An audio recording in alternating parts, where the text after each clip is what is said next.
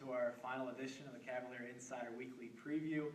I'm Andrew Ramspacher, joined by John Shifflett. Week 12, and this is the last time now we can have a preview because in Week 11, UVA falls to North Carolina 37-13, giving it its 7th loss of the season and thus eliminating it from bowl eligibility, which means it all comes to this. Tomorrow at Lane Stadium at noon, ESPNU will have the broadcast of the UVA taking on the bitter rivals Virginia Tech there in Blacksburg, the Commonwealth Cup 94th edition.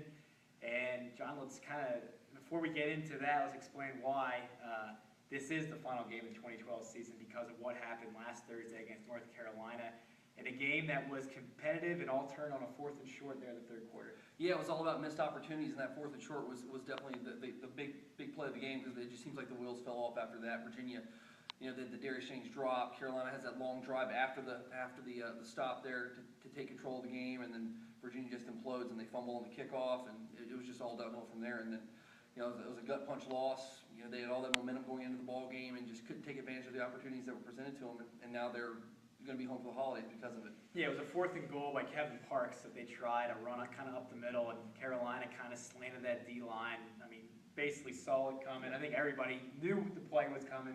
It was just a matter of execution. Who would execute? Tar Heels did. Cavaliers did not, and thus, as you said, just kind of completely turned the game. And Carolina took advantage there in that 4th quarter. I think won the final quarter 17-0, taking that game 37-13. So now UVA is in the spoilers role. Virginia Tech comes into this game. Talk about Virginia having a disappointing season to this point.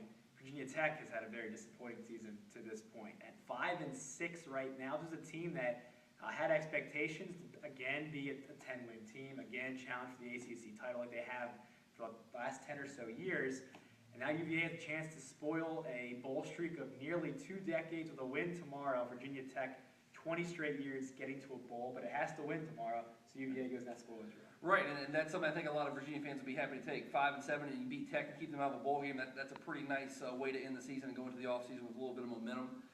Granted, it's going to be a tough task, but if it does happen, I think Cavalier Nation will be pretty happy going into the offseason. You mentioned Virginia Tech struggles. A lot of that has been on the road, and I think people will kind of misconceive that. Yeah, they are playing bad, there's no doubt about that, as opposed to the normal standards under Frank Beamer, but their biggest places where they've kind of slipped up has been away from Lane Stadium.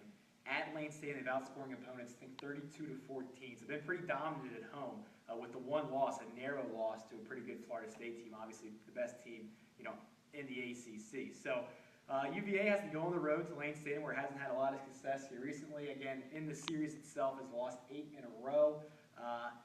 What kind of things can the Cavaliers take, I guess, going into this one? Obviously, they had the motivation of knocking off that bowl streak, but strategy-wise, what do you think is going to take here? It's going to take a strong effort. Virginia's going to have to rush the passer, which they have not done the past 2 weeks. They've got to get to Logan Thomas and make him uncomfortable. If he sits back there and is able to pick the secondary apart, it's going to be a long, long day.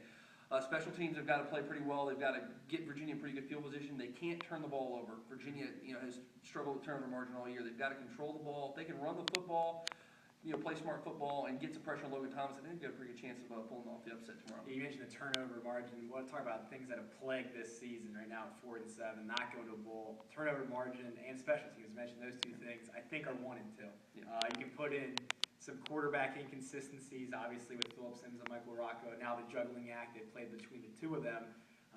But the bottom line is if you don't take care of the ball, if you don't create takeaways, you're not going to have a real good chance of winning. And if your special teams have struggled like it has, you're not going to have a good chance of winning. So when you look back at the 2012 season, I think those are the 2 biggest things that stand out. What else kind of stands out to you about this year? The quarterback situation, Phillip Sims was a huge storyline coming into the year. We finally got to see what he was made of. They were hoping he would be the silver bullet that kind of propelled the Cavaliers, and he hasn't. He's played pretty well in spots, but granted, he came into a tough situation here. And they've played good at times. They've both shown flashes. Rocco in that Miami game with the 18 straight completions. Sims with some great touchdown passes. The quarterbacking has certainly been one of the big stories. The run game hasn't been as good as we thought it would be. We talked about it earlier. The special teams have really struggled. The defense kind of growing up. It showed flashes, but at times it struggled. It's all about a young team kind of coming into its own and going through some growing pains, I think, is one of the big storylines of the season. Yeah, and those things you mentioned, I think, develop better storylines here going into the offseason, because a lot of the guys you mentioned, a lot of those stories that you mentioned, and the personnel in that, all coming back next year. This is a very young team, so 2013 could be a different story. But for the last game of 2012, it's UVA, it's Virginia Tech, it's the bitter rivalry, Commonwealth Cup. Who you got? I think the Hokies continue to get it done. I think the Hokies win 30 to 17. Tech's 4-1 at Lane Stadium. They've struggled this year, but they've been pretty well at Lane Stadium. Took Florida State right down to the wire. They seem to have a psychological edge on Virginia right now, and I think it's not going to end tomorrow. I think the Hokies win it. Well, for my first season here at Cavalier Insider Daily Progress and predicting these games, I started off 5-0. I thought I was the absolute expert of Virginia football. Apparently not. I've lost my last 6 games, so this might be a good news for Virginia fans. I'm picking Virginia Tech to win here, 31 to 13. I just feel like it'll be close, at the beginning. I think eventually Hokies too physical in that line will eventually take over. But that could be good news for UVA considering my recent history of predicting these games. So I got Tech up 31-13. So that will do it for Week 12, the Cavalier Insider preview. John Shifflett, I'm Andrew Ramspacher, and that does it for our season. So have a good one.